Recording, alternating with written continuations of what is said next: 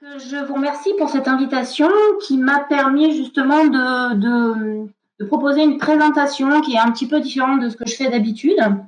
J'ai essayé de montrer, enfin je vais essayer, j'espère que je vais y arriver, l'intérêt de l'ethnologie pour l'archéologie, aussi les problèmes que ça pose. Et je vais bien sûr garder en toile de fond les rites de passage, la métamorphose, puisque c'est le sujet des séminaires. Donc, pour commencer, une contextualisation. Alors, hop, voilà, ça fonctionne. Donc, la Crète, pour ceux qui ne le savent pas, est située en Méditerranée, dans sa partie orientale. Elle fait 250 km de long sur 60 km de large. Vous voyez sur la diapositive que la côte nord est propice à des ports, contrairement à la côte sud, qui est plutôt montagneuse. Les montagnes tombent littéralement dans la mer, ce qui va conditionner évidemment le commerce. Donc, les premières traces d'occupation datent du néolithique, donc 6000 ans à peu près avant Jésus-Christ. Bon, évidemment, ça varie d'une étude à l'autre, comme pour les autres contextes néolithiques. Et l'immigration viendrait d'Anatolie. Alors, je ne peux pas ne pas vous parler du palais de Knossos, qui est quand même le plus célèbre et le plus visité. Et je dois quand même du coup vous mettre en garde sur la réalité des faits, puisque les rénovations qui ont été proposées suite aux fouilles du palais de Knossos, enfin du site de Knossos, sortent tout droit de l'imaginaire de Richard Evans, le découvreur du site, qui a émis l'hypothèse à l'époque que la Crète était gérée par une royauté et que les palais pouvaient être des résidences royales. Donc aujourd'hui, bien sûr, les palais sont envisagés sous un autre angle. Ils apparaissent vers 1925-1700 avant notre ère. Alors un peu avant les premières pyramides, pour donner un ordre d'idée. Lorsque la Crète est probablement divisée en plusieurs provinces. Donc ces palais sont constitués d'un grand nombre de salles qui servent d'entrepôts, huile d'olive, vin, blé, etc. D'ateliers, on y trouve aussi des zones artisanales. Et ces palais sont desservis autour d'une cour centrale rectangulaire. Donc ces palais sont situés en général au milieu de petites villes ou de grands villages, enfin ce sont des agglomérations, et constitueraient un lieu de centralisation du pouvoir des différentes provinces. Donc ces palais apparaissent en même temps que l'écriture, donc le fameux linéaire A qui n'a pas encore été déchiffré d'ailleurs, et la poterie tournée, qui permet donc une production plus stéréotypée et beaucoup plus abondante qu'auparavant. Voilà, je vous brosse le contexte général. Vous avez peut-être l'impression que ça n'a pas d'intérêt pour la suite, mais en fait, ça en a un quand même. Donc, les cours centrales de ces palais, que vous voyez sur la diapositive à gauche, seraient des lieux de ségrégation. Alors, je m'explique. Et c'est pour vous donner un peu un avant-goût sur le type de théorie de l'archéologie minoenne. Donc, ces cours centrales étaient en général construites sur des cours fermées qui existaient déjà avant la construction des palais. D'accord, donc ce sont des sites qui sont réutilisés. Et elles étaient déjà, à l'époque, avant les palais, probablement des places cérémonielles. On y pratiquait peut-être la danse, on y pratiquait peut-être des jeux, peut-être la lutte, peut-être aussi des sacrifices. Il y aurait donc eu une sorte de désir de construire un palais autour de ces places cérémonielles pour circonscrire cet espace à seulement une partie de la population. Et ces lieux de réunion et d'action collective ne seraient pas accessibles à tous, ou en tout cas selon une hiérarchie. Et des études de l'architecture montrent justement que les circuits nécessaires pour accéder à ces cours sont extrêmement complexes et que c'est peut-être aussi à cause de ça qu'elles sont liées au mythe du labyrinthe. Donc voilà pour la contextualisation générale et pour aussi un petit peu vous placer l'archéologie minoenne qui est un peu différente de celle qu'on pratique en France, vous allez le voir plus tard. Alors décidément, c'est pas là qu'il faut que je change de diapo, voilà. Donc la chronologie qui a son importance pour l'âge du bronze. Vous voyez qu'il y a deux systèmes chronologiques, ce qui ne simplifie pas la compréhension en fait. Il y a un système basé sur, qui va servir pour la typologie céramique, donc le minoen ancien, le minoen moyen, le minoen récent. Et vous avez donc sur la droite de la diapositive une chronologie qui est basée sur les palais justement. Donc vous avez une période prépalatiale qui est très longue. Donc ça, c'est avant la construction des premiers palais. Le protopalatial, qui est donc une période plus courte, qui est la période pendant laquelle se développent les premiers palais, dont on a parlé tout à l'heure, qui est suivie par une période courte également, qui est la période des seconds palais. Alors, pourquoi est-ce que les premiers palais disparaissent? On ne sait pas. Il y a beaucoup d'hypothèses qui sont émises, mais on ne sait pas exactement pourquoi disparaissent ces premiers palais. Et puis, à la fin du Minoen récent, vous avez donc la période post-palatiale, donc après les palais, qui marque justement la période mycénienne. Et donc, ce que vous connaissez probablement, vous, c'est l'éruption de Santorin, qui a évidemment impacté la Crète, dont l'âge varie tous les ans, voire tous les 6 mois dans la littérature, mais qui se situerait peut-être vers 1650 avant Jésus-Christ. Donc, il y a une grosse littérature sur justement l'impact de l'éruption de Santorin sur la civilisation minoenne, mais on ne va pas en parler aujourd'hui. Alors, nous, aujourd'hui, on va se concentrer sur la fin du pré-palatial et sur le proto-palatial. C'est comme ça nous fait une période de transition et on peut voir un petit peu ce qui va se passer au niveau funéraire. Alors, le modèle funéraire pour cette période, tel qu'il est en vigueur depuis les années 80, depuis les années 1980, propose que les morts soient rassemblés dans des tombes collectives, qu'ils bénéficient de doubles obsèques et qu'ils deviennent pour la plupart des ancêtres. Alors avant de continuer et d'explorer un petit peu justement ce modèle funéraire minoen, il est important de se pencher sur le vocabulaire, puisque nous n'avons définitivement pas le même. Parfois on utilise les mêmes mots, mais qui n'ont pas du tout le même sens. Donc voilà, donc je vais expliquer ce que moi j'entends par sépulture collective. C'est un vocable qui n'existe pas en ethnologie, d'après ce que j'ai pu lire. Donc pour les archéologues, c'est donc une structure dans laquelle plusieurs corps ont été déposés successivement et au fur et à mesure des décès. Alors, dans la littérature ethnologique, on trouve plus facilement le terme de caveau des ancêtres, le terme ossuaire également, bon, il y en a d'autres. Donc, vous voyez bien que le terme archéologique est basé sur un type de fonctionnement, vu qu'on ne sait pas au premier abord qui sont les défunts et pourquoi ils sont rassemblés, alors qu'en ethnologie, le problème ne se pose pas. On connaît d'emblée la signification de ces tombes. Alors, on va continuer avec les sépultures secondaires. Donc, une sépulture secondaire, c'est pareil, c'est un vocabulaire qui n'existe pas en ethnologie, c'est purement archéologique. Donc, il s'agit d'un dépôt d'ossements dans une sépulture définitive. Le décharnement du cadavre s'étant déroulé dans un autre lieu.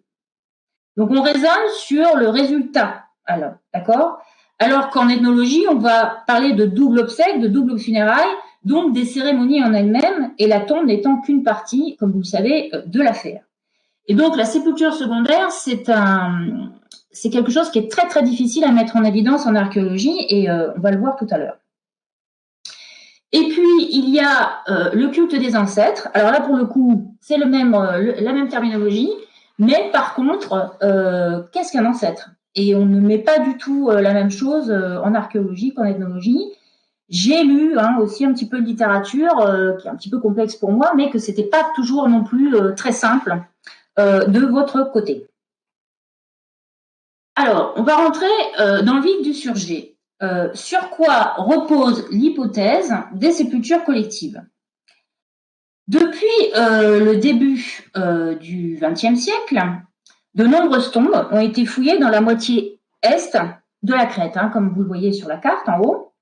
Donc, ont été découvertes des tombes circulaires, surtout au sud et au centre de la Crète, ce sont les points rouges, et des tombes maisons. On appelle ça des tombes maisons puisqu'elles ressemblent à des maisons, elles sont de plan rectangulaire et on les trouve plutôt au nord et à l'est de l'île, et ce sont les carrés orange. Ces tombes contenaient les ossements de dizaines ou de centaines d'individus mélangés et elles ont fonctionné sur plusieurs siècles. Alors, cette information sur la durée d'utilisation est donnée par l'étude de la céramique, qui varie au cours du temps, au niveau de la forme, au niveau des décors. J'imagine que Luc vous en a un petit peu parlé lors d'un autre séminaire. Et évidemment aussi par l'observation de niveaux de sol successifs. Il y a des sols de terre battue dans les tombes qui sont rechargés de façon extrêmement régulière et qui nous permet d'ailleurs de voir de la stratigraphie. Il n'y a pas, par contre, beaucoup d'informations sur les ossements. Je vous ai mis à gauche, en haut, peut-être la seule photo qui existe, hein, elle date des années 50. Ce n'était pas jugé très intéressant par les archéologues. Alors, je vous signale que c'était le cas en France aussi jusque dans les années 80, donc on ne va pas leur jeter la pierre.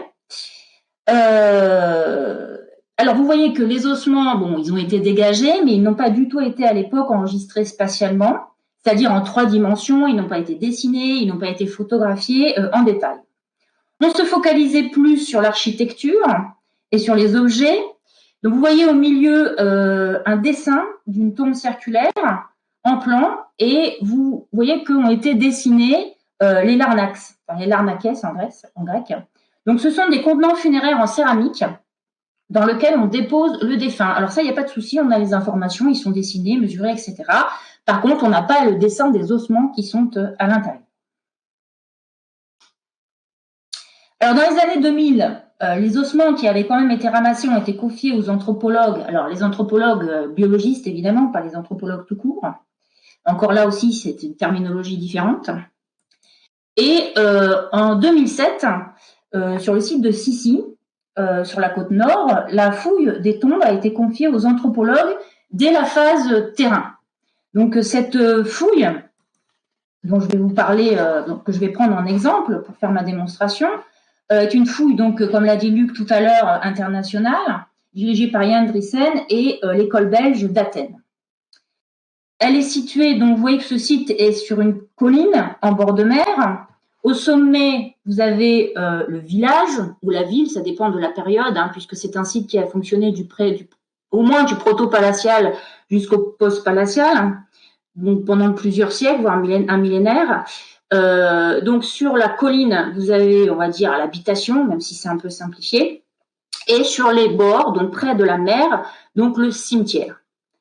Et les tombes sont plus ou moins visibles de l'habitat. Hein, c'est ça quelque chose qui a été analysé. Elles sont plutôt visibles au proto-palatial, elles le sont moins au pré-palatial. Alors,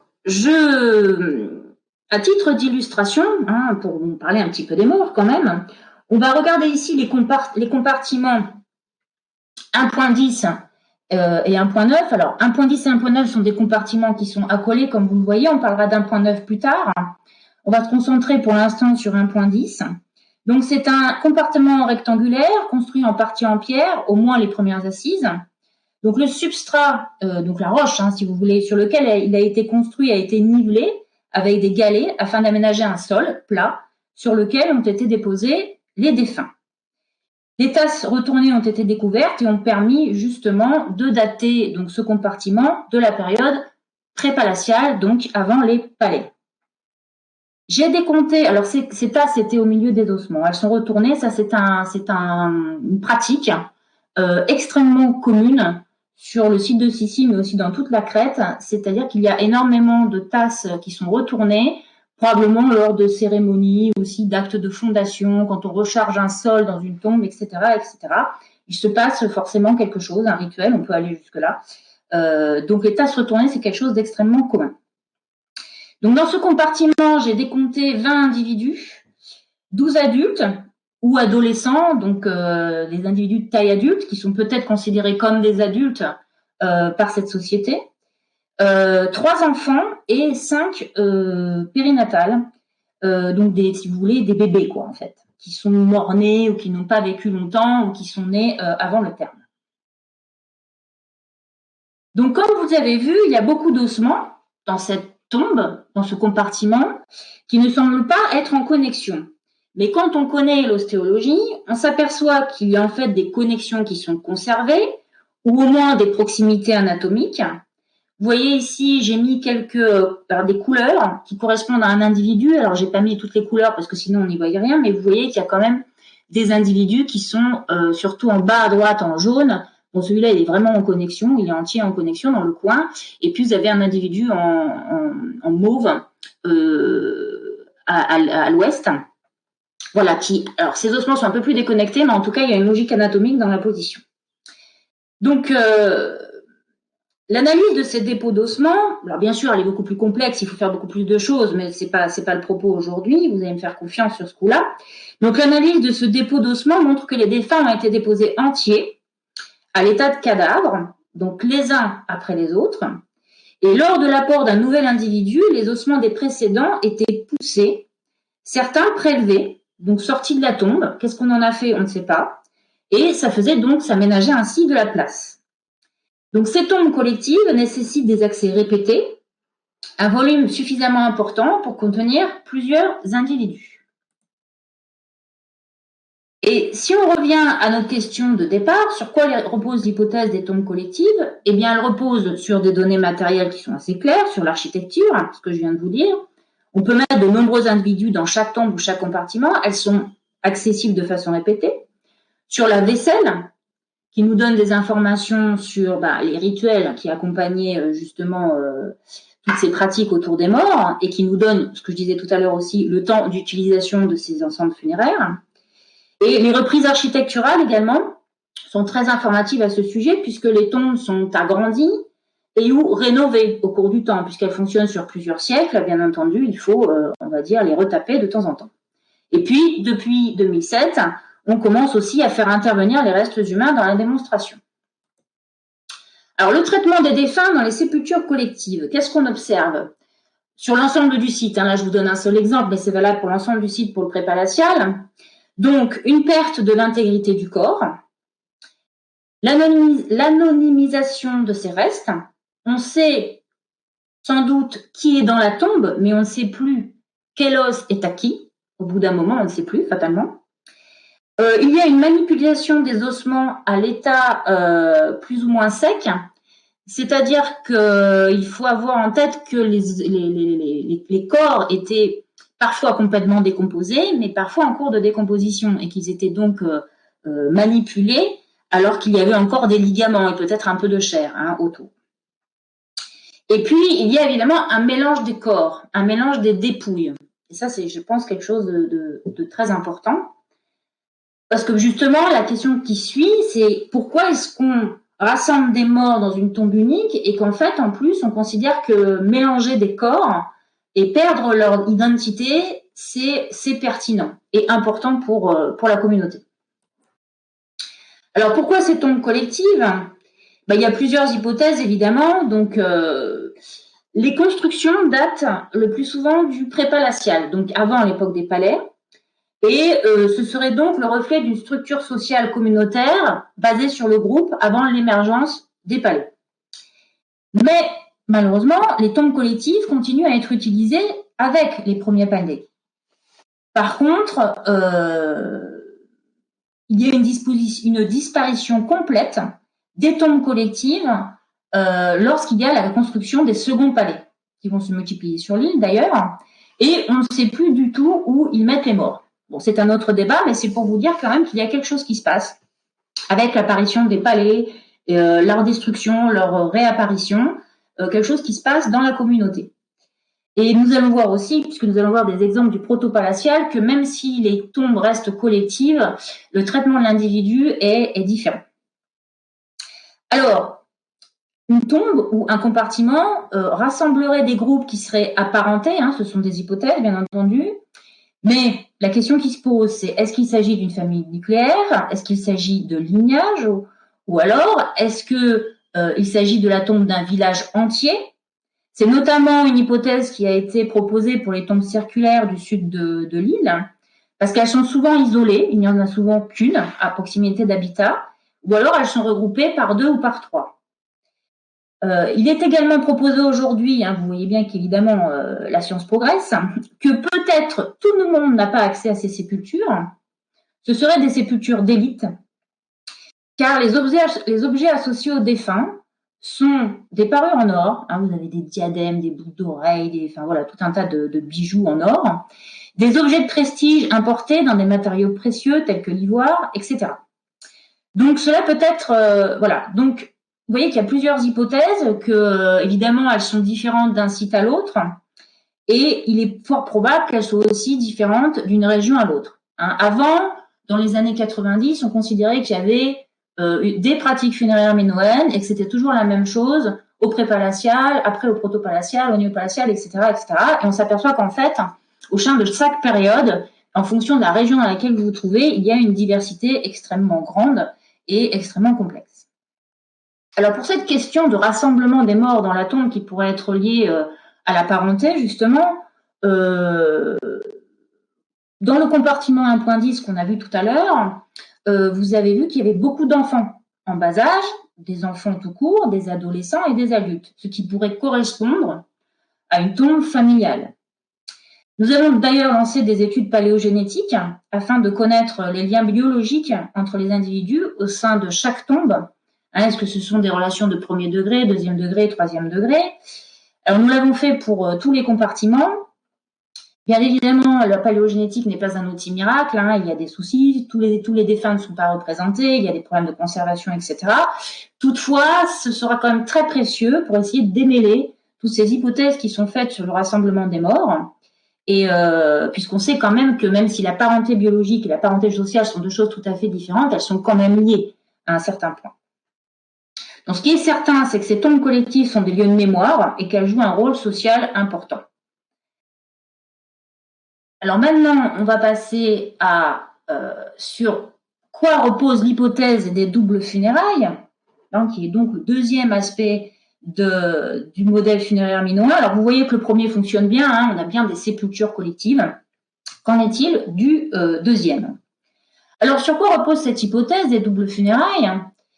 Eh bien elle repose, j'ai utilisé justement le terme ethnologique à dessein, puisque cette hypothèse repose sur un référentiel ethnologique qui a été utilisé par Kees Brannigan, qui est un archéologue minoen qui a commencé sa carrière, il était déjà commencé, mais qui a développé ses recherches dans les années 80 et qui a été beaucoup influencé par Van Gennep, et notamment son ouvrage sur les rites de passage. Alors, les rites de passage, vous allez voir que pour les archéologues, c'est très différent des ethnologues. Donc, l'étape 1, par rapport à ce rite de passage issu de Van Gennep, ça serait qu'il y aurait une séparation d'avec les vivants. Donc, pour les archéologues, ça serait le dépôt dans un lieu transitoire. L'étape 2, ça serait donc la transition, donc les rites de marge. Et pour les archéologues, c'est le temps écoulé, plusieurs mois, plusieurs années, pendant lequel le corps se décompose. Et puis l'étape 3, qui serait l'agrégation des morts au monde des morts. Et pour l'archéologue, ce sont donc des dépôts de restes osseux dans la sépulture définitive. Alors, il y a dans certaines sociétés une correspondance entre ces trois étapes vécues par le défunt.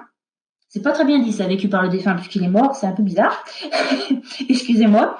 Donc, il y aurait donc une correspondance entre ces trois étapes et vécu par le défunt, j'ai pas d'autres mots pour l'instant, et les survivants. Donc, le deuil étant la contrepartie de la mise à la marge du mort, dont le deuilleur sort avec l'étape 3 quand le mort, lui, est bien arrivé dans le monde des morts. Le deuilleur réintègre donc celui des vivants. Alors évidemment, toutes ces hypothèses, les anglo-saxons en sont très friands. Il faut dire que l'archéologie minoenne est très influencée par l'archéologie anglaise et américaine. Et ils sont très friands parce que, contrairement à l'archéologie française, où nous, on ne parle pas des deuils parce qu'on ne sait pas du tout ce qu'on peut faire avec cette notion de deuil, on ne peut pas avec l'archéologie. Pour eux, c'est des choses qu'ils peuvent intégrer dans leur réflexion sur les rituels funéraires, etc. C'est la raison pour laquelle je vous en parle. Donc cet ouvrage de Van Gennep, mais aussi celui de Robert Hertz, qui a été écrit à peu près à la même période, ont été traduits dans les années 1960, alors qu'ils ont été écrits au début du XXe siècle. Et ces deux ouvrages vont avoir un impact très important sur l'archéologie, justement, anglo-saxonne et donc minoenne. Et donc, ce Kees Brannigan, dont je parlais tout à l'heure, ne considère plus les milliers d'ossements mélangés des sépultures collectives comme résultant d'une utilisation intense des tombes pendant plusieurs siècles, mais comme le résultat de doubles funérailles. Donc, l'archéologie anglo-saxonne est très férue d'interprétation sociale, et ces doubles funérailles sont utilisées dans l'archéologie minoenne pour étayer des hypothèses sur le fonctionnement sociopolitique des communautés. Elles auraient caractérisé les sociétés dont l'organisation était basée sur la parenté. Les doubles funérailles impliquant l'exhumation et une nouvelle inhumation sont souvent accompagnées de fêtes, d'après les données ethnographiques, des fêtes qui durent plusieurs jours et qui requièrent des ressources importantes, donc d'avoir des richesses. Les doubles obsèques sont perçues comme un moyen, par le biais de ces cérémonies collectives qui les accompagnent, de maintenir un système en place, d'une génération à l'autre, dans la vie, mais aussi dans la mort. Donc cette continuité intergénérationnelle serait fondamentale pour les sociétés dans lesquelles les vivants préservent leurs droits et leur statut par la descendance. Et c'est ce qui est proposé par les sociétés minoennes, pour les sociétés minoennes, par les archéologues anglo-saxons. Alors, voilà notre modèle, voilà à quoi il sert. Il sert justement à étayer des hypothèses qui ont été faites par ailleurs sur le système socio-politique. Mais en fait, comment est-ce qu'on peut le mettre en évidence? Comment on peut mettre en évidence ces doubles funérailles en archéologie? Donc, est-ce que cette hypothèse va réussir va pouvoir coller aux données? Alors, ce qui pourrait coller aux données, c'est l'accumulation. Vous voyez sur la diapositive de la vaisselle à boire, de la vaisselle à manger, de la vaisselle à cuisiner, qu'on retrouve dans tous les ensembles funéraires du pré-palatial et du proto-palatial. Et cela corrobore justement le fait qu'il y ait des cérémonies, ce qu'ils appellent des banquets, des feastings, et donc des fêtes collectives de plusieurs jours lorsqu'il y a des funérailles, et notamment lors de la deuxième cérémonie des funérailles. Donc ce dépôt de céramique que vous voyez à gauche vient du site de Sissi. Il fait 20 mètres carrés de surface, 30 mètres cubes en volume. Il se situe à l'extérieur des tombes, contre les murs de certaines d'entre elles. On voit bien que là, c'est de la vaisselle qui est jetée.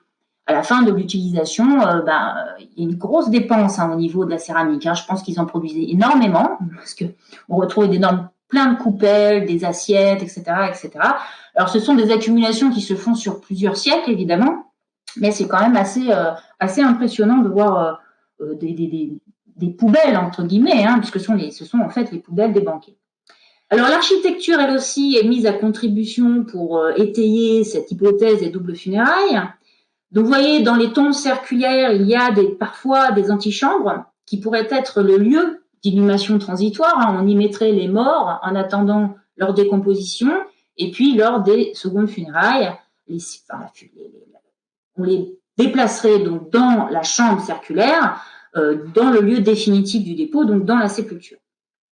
Dans les tombes à maison, ce serait, selon cette hypothèse, certains compartiments dans lesquels on ne trouve absolument aucun ossement. Donc, vous avez en bas à droite, encore un exemple qui provient de Sissi. Effectivement, il y a un compartiment qui n'a livré absolument aucun ossement, ni aucune vaisselle d'ailleurs, également.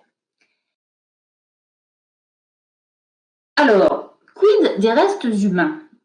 Eh bien, figurez-vous qu'ils ne rentrent absolument pas dans la démonstration de ce qui pour nous est complètement aberrant. Puisqu'effectivement, si on veut parler des doubles funérailles et que c'est quand même bien le corps mort, c'est quand même bien le défunt qui est donc l'objet de ces funérailles, il est quand même aberrant, d'une certaine manière, de ne pas l'intégrer pour étayer l'hypothèse.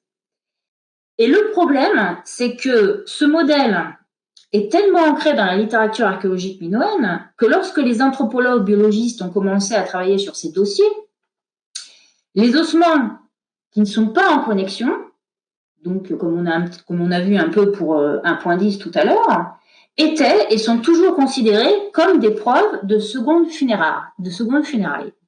Alors que, bien entendu, ceci est beaucoup plus complexe. Des ossements qui ne sont pas en connexion. Alors, il faut déjà, ça c'est un peu la cuisine justement de l'archéoanthropologue, il faut déjà démontrer qu'il s'agit d'un dépôt secondaire, donc, comme on a dit tout à l'heure, que le cadavre s'est décomposé ailleurs. Donc ça, c'est déjà la première démonstration à faire, parce que vous pouvez avoir des ossements déconnectés, mais l'individu s'est quand même décomposé à cet endroit-là, mais il y a eu plein d'interventions naturelles, taphonomiques, la position du corps aussi également. Donc, il faut déjà mettre en évidence que le corps s'est décomposé ailleurs.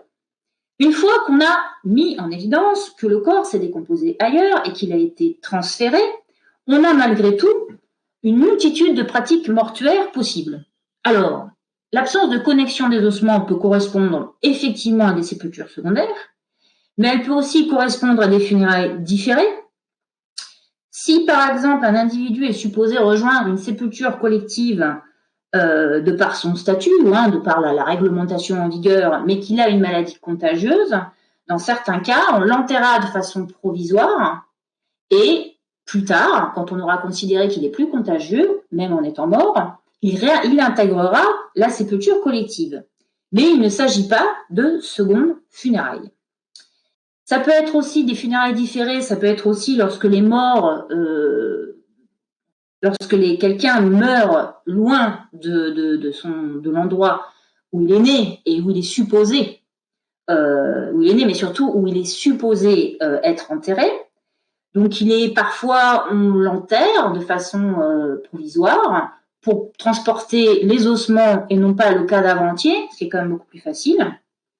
Et évidemment, quand le corps va arriver donc dans le lieu qui est donc supposé être le lieu définitif de sa sépulture, il sera à l'état d'ossement. Donc ça peut effectivement avoir comme résultante une absence de connexion des ossements. L'absence de connexion peut aussi être liée à des pratiques post-funéraires. Alors ça, c'est notre jargon. Hein. Donc, qu'est-ce que c'est? En fait, post-funéraire, ça veut dire que l'individu a eu des funérailles et qu'on peut le prouver, évidemment, hein, qu'il a eu une sépulture. Mais après ces funérailles, il y a des manipulations d'ossements qui se déroulent hors du temps funéraire. Hein, les funérailles, c'est terminé, on est hors du temps funéraire. Donc, ça peut être des reliques, par exemple.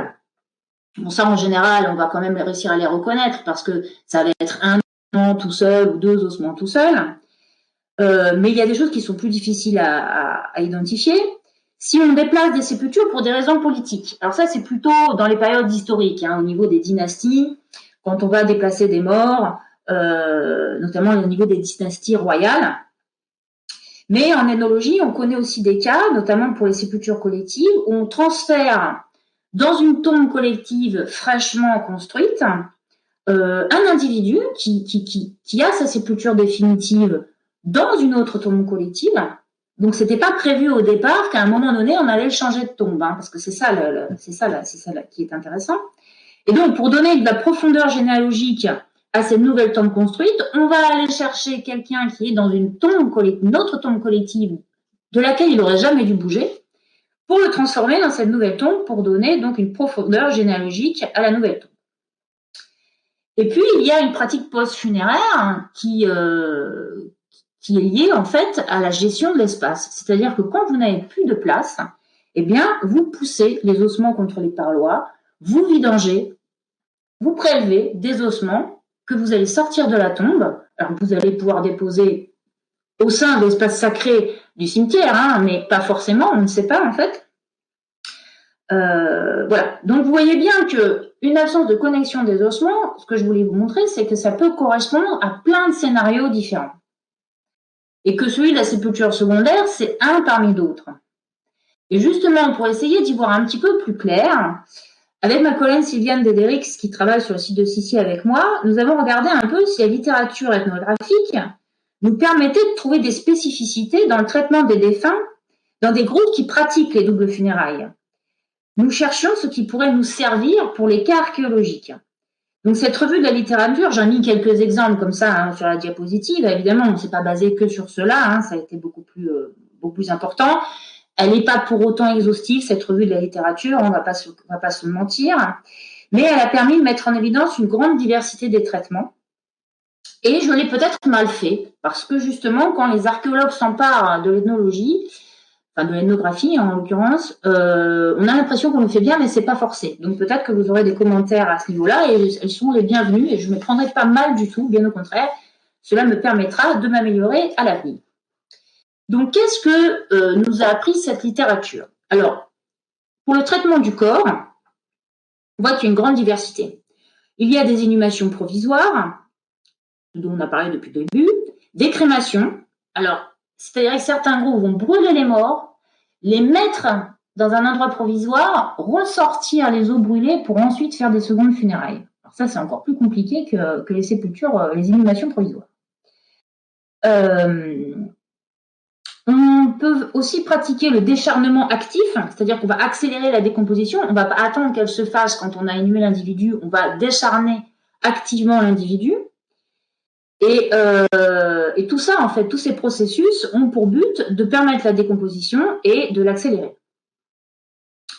Et en tout cas, ce qui est important à retenir ici, c'est que l'individu, lors de ses secondes funérailles, il ne faut pas qu'il soit à l'état de cadavre. Et ça, c'est commun, évidemment, il y a toujours des exceptions, mais c'est commun à toutes les communautés qu'on a pu étudier. C'est l'os qui devient le support de l'action et qui va utiliser du mort dans le monde des morts. Et ça, je pense que c'est très important. On ne sait pas forcément quoi en faire maintenant en archéologie, mais je pense qu'il y a cette histoire voilà, il y a le cadavre d'un côté, ça c'est une chose, et puis il y a l'os, et l'os, lui, c'est un nouveau support dans lequel auquel on va donner des tas de symboles, et je pense que c'est quelque chose qu'il faudra qu'on explore à l'avenir, enfin, qui est déjà fait par certains d'entre nous, bien entendu. Alors ensuite, on a regardé la quantité d'ossements manipulés pour les secondes funérailles, et puis ça varie évidemment énormément. Donc ça peut être un ramassage exhaustif de tous les ossements, même les plus petits, hein, les petites phalanges des doigts, des doigts des mains, les petites phalanges des doigts des pieds. Dans d'autres groupes, ce seront les prélèvements des os longs seulement. Dans d'autres encore, ce sera seulement le crâne. Dans d'autres, ce sera le crâne et les os longs, etc., etc. Donc ça peut pas du tout nous aider, nous, en tant qu'archéologues, pour y voir clair dans les sépultures secondaires et dans les doubles obsèques. Quant à la durée entre le dépôt provisoire et les secondes funérailles, alors ça peut être 10 ans. Et dans ce cas, c'est le cas qu'on a lu pour les Wendat, hein, donc les Hurons, et cette célèbre fête des morts, qui est très connue dans la littérature parce que elle a été décrite par les missionnaires. Alors évidemment, il faut faire très attention justement à ces écrits-là, mais il y a eu des fouilles après de ces types de sépultures qui ont permis d'étayer justement ce qui avait été observé par les missionnaires. Et ça correspond, d'accord. Donc là, c'est assez, alors c'est un peu unique, hein, c'est une spécificité justement de ces groupes-là, c'est-à-dire que ça va être un déplacement. Alors, il y a des règles extrêmement compliquées, on ne va pas rentrer dans ce détail-là, mais on va déplacer l'ensemble des morts qui ont été inhumés provisoirement depuis la dernière fois. Donc ça veut dire que vont être exhumés des ossements, mais aussi des corps qui sont pas complètement décomposés. Donc ça c'est le truc un peu étonnant de cette pratique. Et c'est aussi ce qui est étonnant, c'est que donc du coup on va mettre toutes ces personnes, tous ces défunts qui sont dans des états de décomposition différents, on va les mettre dans une fosse, dans une structure, et ils vont être inhumés définitivement tous ensemble.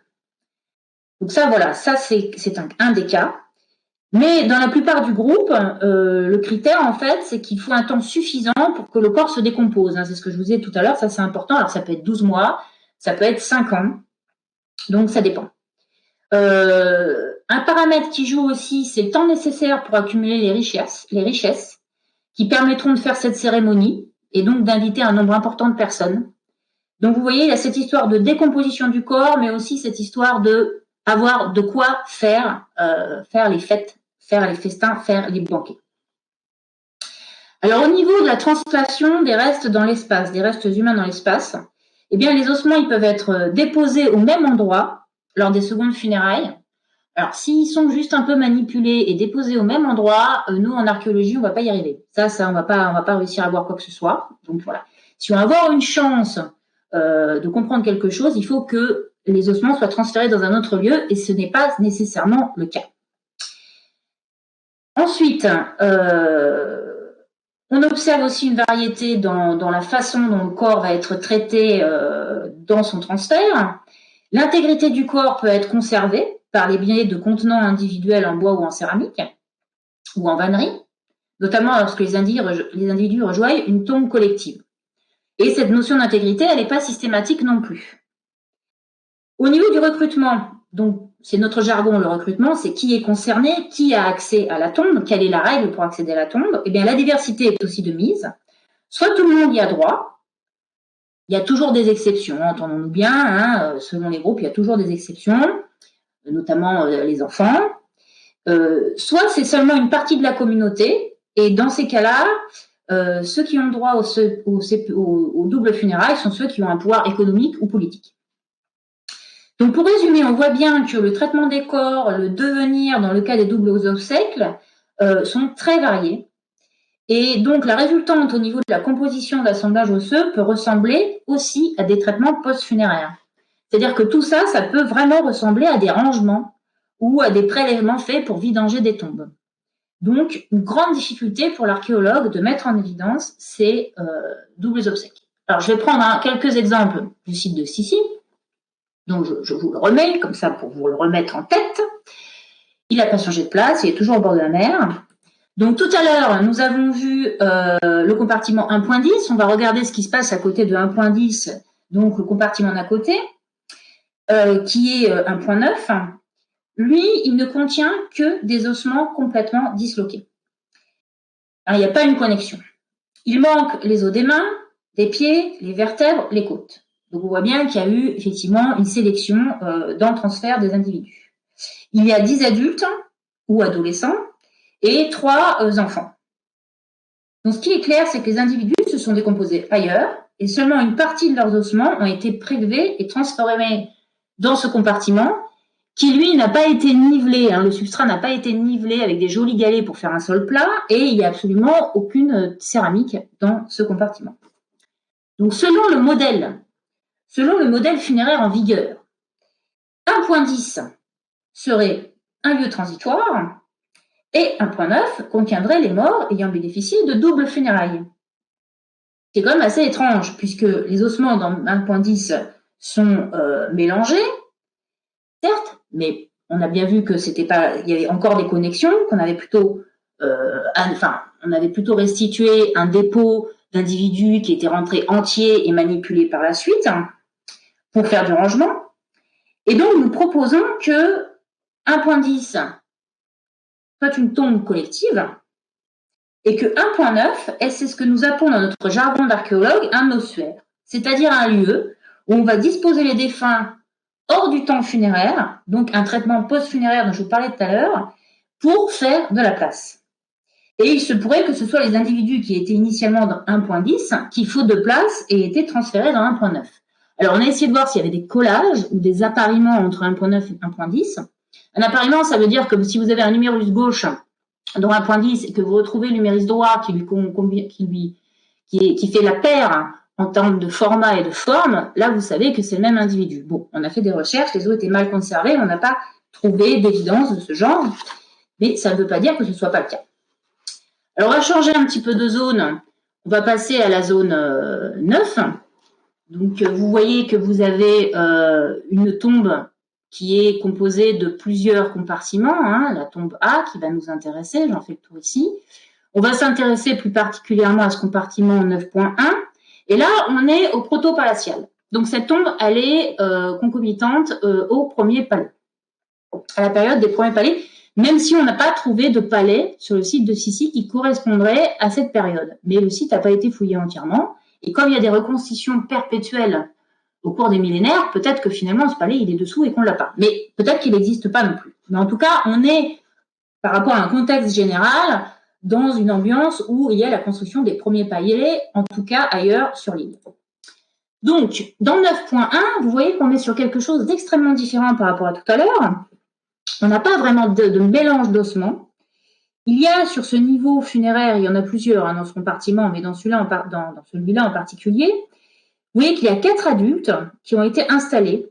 Donc, l'individu 6 dans une fosse peu profonde, en petit pointillé, on a délimité quand on a pu observer des limites de fosse. L'individu 3 posé sur le sol directement, par contre. Et l'individu 1 était dans un pitos, installé dans une fosse peu profonde aussi. Donc, ils creusent une petite fosse et ils installent un pitos. Alors, un pitos est un vase de stockage qui sert normalement pour stocker l'huile, le vin, etc., etc. Et là, ces pitos, ils sont coupés en 2 morceaux et ils sont installés couchés dans les compartiments. Et dans ces moitiés de pitos sont installés des individus. En général, il y en a un par pitos. En tout cas, sur le site de Sissi, c'est comme ça que ça fonctionne. Alors, vous observez que l'individu 1, il est en connexion. Alors, sa tête a basculé, enfin, le crâne a basculé parce que, de toute façon, le pitos, c'est quelque chose qui est concave. Donc, forcément, pendant la décomposition, il y a une probabilité pour que le bloc crâniofacial, le crâne, bascule de sa position initiale. Mais vous voyez qu'ici, les jambes de l'individu 1 ont été repoussées. Alors, il a fallu donc que, alors, ce qui est intéressant, c'est pour nous, c'est qu'on sait que ça s'est fait quand le corps était décomposé, en tout cas en cours de décomposition, parce qu'il y a encore l'articulation de la cheville, mais en tout cas, il n'y a plus celle des hanches ni des genoux.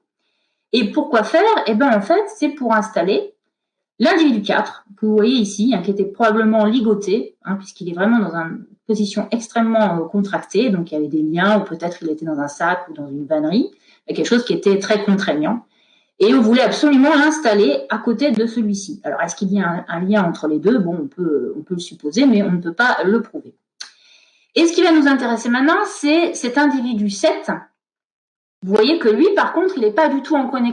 Il est dans une fosse aussi, une petite fosse. Donc, il y a une partie des ossements qui étaient dans la fosse et une partie qui en dépassait. Et c'est également le cas pour les autres. Ces petites fosses, en fait, qui sont crevées, ça fait des petites cuvettes. C'est probablement, nous, on pense que ce sont c'est pour faire la même chose que les moitiés de pitos, en fait. C'est pour garder une individualité du corps, mais ça coûte moins cher, puisqu'au lieu d'avoir un pitos, une moitié de pitos, vous avez juste à creuser un petit peu dans le sol de terre battue pour faire un petit espace pour garder l'intégrité du défunt. Alors, cet individu 7, lui, il est un peu particulier parce que c'est un dépôt secondaire très clairement, il s'est décomposé ailleurs. Il y a les os longs, les os du bassin et le crâne qui sont dans cette fosse. Donc, on peut émettre éventuellement pour cet individu qu'il pourrait s'agir, pour le coup, d'une sépulture secondaire et donc d'un témoignage de double funérailles. Alors, c'est ce qu'on a pensé au début, quand on a fouillé dans les premières publications, mais ce serait le seul. Ce serait le seul qui aurait eu le droit à ce traitement dans ce compartiment, mais aussi dans l'ensemble de la tombe et dans l'ensemble du site. Alors, ça nous paraît un petit peu curieux qu'il n'y ait qu'un seul individu qui bénéficie de doubles obsèques, parce que selon les données ethnologiques qu'on a vues tout à l'heure, même si tout le monde n'y a pas droit, il y a quand même une partie de la communauté qui a droit, quoi. Donc, on s'est posé la question, est-ce qu'il ne s'agirait pas plutôt d'une sépulture différée, liée à une délocalisation, comme on a dit peut-être, sur le fait qu'on a déplacé quelqu'un d'une sépulture pour lui donner, parce qu'il y avait un rapport avec les autres individus, une parenté ou quelque chose comme ça. Donc voilà, l'hypothèse de la sépulture secondaire n'a pas l'air de tenir pour cet individu plus que pour les autres. Et si on passe encore à un autre compartiment, donc de cette tombe A qui est toujours 9.8, qui est 9.8, vous avez ici encore une fois des fosses dans lesquelles ont été déposées des moitiés de pitos, on en a parlé tout à l'heure, contenant chacun un individu et ainsi qu'un individu ici qui a été déposé dans une petite fosse encore, mais sans pitos. Alors on va faire un petit focus rapido sur le pitos FE127 et on s'aperçoit que il y a dans le pitos FE127 un individu adulte en connexion. Bon, il est dans une position assez bizarre parce que vous avez vu, le pitos, il a été découpé en plusieurs morceaux. Enfin, c'est quelque chose d'unique en Crète. Ils utilisent des moitiés de vase pour faire des contenants. Ça ressemble vraiment pas à ce qu'on connaît ailleurs. C'est vraiment cheap, quoi. C'est la version modeste du contenant funéraire en céramique. Et vous voyez que ce pitos, il a été installé dans cette fosse, la fosse 128. Et que dans cette fosse, il y a plein d'ossements disloqués qui correspondent à 3 individus représentés par des os longs, des crânes, des os du bassin, etc., etc. Donc, si on suit le modèle funéraire en vigueur, 127 serait l'inhumation provisoire et la fosse 128, donc qui est ici, recevrait donc les sépultures secondaires et donc la résultante des doubles funérailles. Mais on peut tout à fait proposer qu'il se pourrait que la fosse 127 ait été utilisée à plusieurs reprises et que les ossements des anciens occupants aient été déposés dans la fosse 128. C'est-à-dire que ce contenant est utilisé plusieurs fois, mais pour pouvoir mettre un nouvel individu, il faut se débarrasser de celui qui est déjà dedans et on le met peut-être à côté. Voilà. Donc pour le coup là, ce n'est pas des sépultures secondaires, mais des traitements post-funéraires pour faire de la place, ce qui n'a absolument, donc vous en conviendrez, rien à voir. Et un dernier exemple avant de conclure, vous avez ici l'espace 9.10, donc qui est en dehors de la partie construite de la tombe A, qui est ici. Donc 9.10, lui, il est à l'extérieur et vous voyez ici donc des os qui sont déconnectés, donc complètement disloqués. et qui appartiennent à 4 adultes, qui sont représentés uniquement par des crânes et des ourons. Et donc, encore une fois, selon le modèle en vigueur, ce serait des sépultures secondaires, mais l'autre hypothèse est que ce soit un dépôt lié plutôt à une vidange de compartiment et un acte post-funéraire. C'est-à-dire que faire des secondes funérailles à l'extérieur d'un compartiment, ça paraît quand même assez curieux de faire de faire une sépulture suite à des doubles funérailles à l'extérieur d'une tombe. Donc, je ne vais pas... alors, sur quoi repose, l'hypothèse des doubles funérailles sur un référentiel ethnographique, sur le livre de Von Genep, qui ne sont malheureusement pas vérifiés par les données anthropologiques. Alors, pour ceux qui veulent plus de détails pour la démonstration, on a publié justement toute cette recherche en détail, ça a sorti il y a un mois à peu près, et ça voilà, et on remet complètement même en cause le modèle funéraire en vigueur. En tout cas, on démontre qu'on peut en proposer une autre qui colle mieux aux données avec le site de Sissi, mais ça fonctionne aussi pour d'autres sites en Crète. Voilà. Il suffit d'aller regarder les données pour voir qu'on peut proposer exactement le même type d'alternative en termes d'hypothèses. Donc, je ne vais pas aborder en détail maintenant le culte des ancêtres et vous faire la même démonstration parce que c'est un travail beaucoup plus complexe. Parce que les ancêtres, c'est une sacrée histoire et que moi, j'ai du mal à m'y retrouver, justement dans la littérature ethnologique, parce que c'est dense et parce qu'il y a des concepts qui m'échappent. Il faut le dire, à un moment donné, il faut être honnête, il y a des choses qu'on ne comprend pas, c'est comme ça, c'est pas ma discipline, donc voilà, c'est compliqué. Et en plus, démontrer que le culte des ancêtres existe par l'archéologie, c'est compliqué. C'est encore plus compliqué que de démontrer des doubles funérailles. Alors, c'est vous dire, parce que s'il n'y a pas de manipulation des corps, et d'après ce que j'ai pu lire, parfois, il y a un culte des ancêtres, il n'y a pas forcément une manipulation, alors là, l'archéologue est complètement démuni. Et le meilleur cas de figure serait de découvrir des ossements, donc, et toujours le même, par exemple des crânes, ou toujours un fémur, ou je sais pas, dans un lieu qui n'est pas dans l'espace funéraire, qui n'est pas dans le cimetière, ou qui pourrait être dans l'habitat. Ou alors on observerait qu'il y ait toujours un os qui est systématiquement manquant dans les sépultures collectives, il manquerait par exemple tous les fémurs ou tous les crânes. Bon, c'est pas le cas. C'est pas le cas pour la Crète minoenne, c'est pas le cas sur Sissi, mais c'est pas le cas non plus sur les autres sites. En tout cas, c'est pas systématique. Ça va vraiment être un individu parmi d'autres. Ça va pas être quelque chose de systématique. Donc mettre en évidence un culte des ancêtres, c'est encore, donc je le disais tout à l'heure, encore plus compliqué que pour les doubles funérailles. De nombreux ouvrages se sont attelés à la question récemment et permettront de discuter de façon pertinente cette théorie. Mais je renvoie déjà au papier de James Whitley de 2022 qui s'appelait Too Many Ancestors. D'ailleurs, on s'est inspiré de ça pour faire notre titre de Too Many Secondary Burials, qui montre que l'archéologie anglo-saxonne a développé cette idée pour le néolithique, mais qu'elle ne repose sur aucune donnée tangible. Et l'archéologie minoenne qui suit cette école de pensée a aussi émis la même hypothèse, bien que maintenant, évidemment, les chercheurs sont beaucoup plus mesurés sur la question.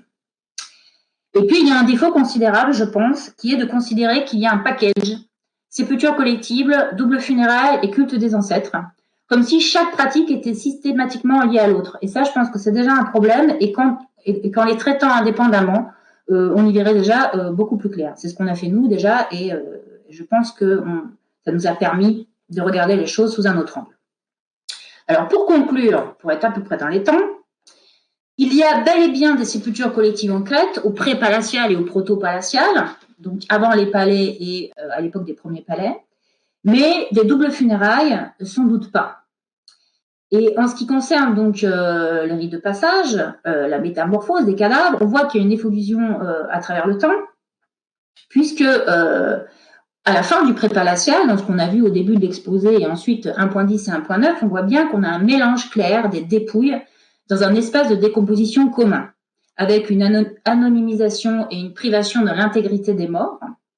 L'important semble être ici de les rassembler quoi qu'il en coûte. Alors qu'au proto-palatial, les individus partagent des compartiments, certes, il s'agit bien de tombes collectives, mais leur individualité est préservée un certain temps, voire indéfiniment pour certains, alors que d'autres sont mélangés. Alors c'est là qu'il y a justement la question, qu'il va falloir essayer de comprendre pourquoi. Au proto-palatial, les enfants sont sous-représentés, contrairement à la période antérieure, Et on voit bien qu'il y a une mutation dans le traitement du corps qu'il nous faudra donc à l'avenir interpréter. Et justement, pour les interprétations, vous avez vu que nous, en tant qu'archéologues, on a accès à des gestes, à des pratiques. Donc, les pratiques, c'est des gestes qui vont être répétés, mais pas aux croyances. Enfin, l'archéologie française. L'archéologie française est très timorée par rapport à ça, et je pense qu'elle a raison. Et par contre, l'école anglo-saxonne ne se prive pas pour discuter de ce type de paramètres. Je pense qu'il y a un juste milieu à trouver, que les deux approches sont intéressantes, que pour ma part, je trouve que c'est très ennuyeux d'avoir des descriptions de squelettes où on nous dit qu'il est tourné sur le côté gauche et qu'il regarde en telle direction sans essayer de nous expliquer pourquoi. Mais voilà, je trouve que c'est ennuyeux et que c'est presque sans intérêt. J'assume cette position.